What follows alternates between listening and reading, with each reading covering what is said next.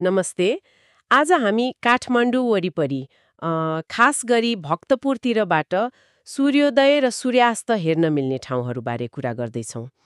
श्रोताहरूबाटै आएका केही जानकारीमा आधारित रहेर, होइन? यी ठाउँहरू किन विशेष छन्? त्यहाँ के फरक छ? अलिकति गहिराइमा जाउँ न त। भक्तपुर नजिकै त दुईटा नाम निकै चल्तीमा छन् स्रोतहरू अनुसार। एउटा कट्टिके भ्यू टावर, अर्को नगरकोट। दुवै ठाउँबाट सूर्योदय सूर्यास्त त देखिन्छ नै, तर स्रोतहरू हेर्दा अलिअलि फरक कुरा पनि देखिन्छ। ए हो र? कस्तो फरक? कटिकेको के छ त्यस्तो? कट्टिकेको बारेमा स्रोतले के भन्छ भने त्यहाँबाट देखिने हिमालको एङ्गल, खै गणेश हिमालतिरको दृश्य अलि फरक, अलि नजिक हो कि जस्तो अनुभव हुने रे। अनि अर्को कुरा, त्यो बाटो पुरै पिच छैन भन्ने पनि छ। भनेपछि अलिकति अफ रोड जस्तो, सायद अलिक कम भिडभाड पनि। त्यो पनि हुन सक्छ।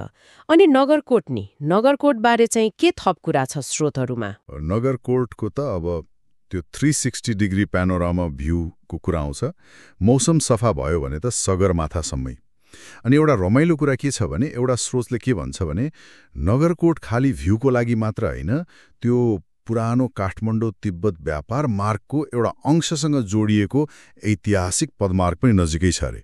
ए त्यो त चाखलाग्दो भयो। इतिहास पनि जोडिने भयो यात्रामा। हो नि, भनेपछि दुवैको आफ्नै आकर्षण भयो।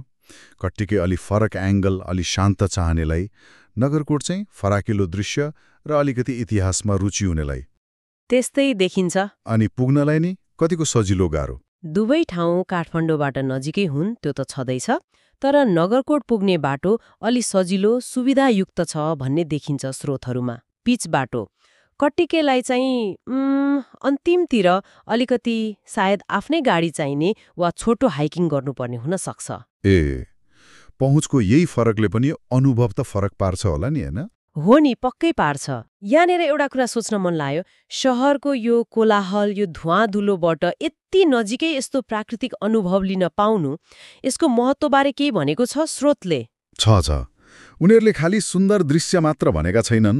एउटा विश्लेषणमा त के छ भने यस्तो ठाउँहरूले शहरी जीवनको तनाव कम गर्न त्यो मनोवैज्ञानिक रूपमा कति फाइदा गर्छ भन्ने छ।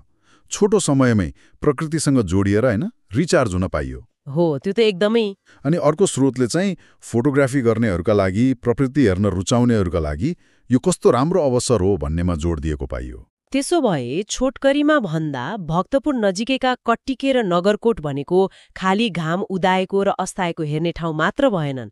यिनीहरूले फरक फरक दृश्य, फरक पहुँच अनि फरक अनुभव दिने रहेछन्, त्यो पनि काठमाडौँ